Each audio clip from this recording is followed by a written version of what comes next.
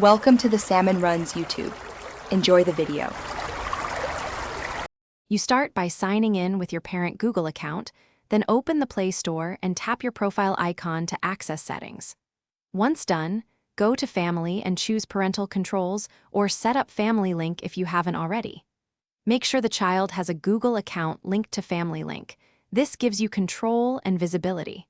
You're doing this so limits apply to purchases, content, and app installs. So continue without jumping ahead and prepare to configure filters. Now you enable parental controls and set a secure PIN or use Family Link verification tied to your account. Once that's active, select content categories like apps, games, movies, TV, and books, then choose age-appropriate ratings to block mature material. Make sure to restrict purchases by requiring authentication for every purchase or limit to approvals through Family Link for installs.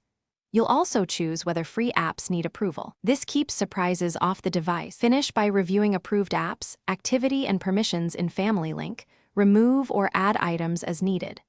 Once done, test the settings on the child device, try installing a blocked app to confirm controls are active, and check purchase prompts.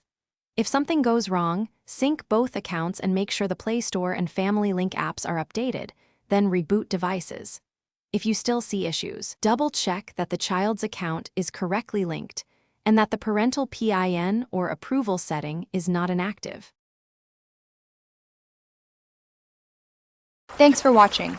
Consider subscribing if we helped you.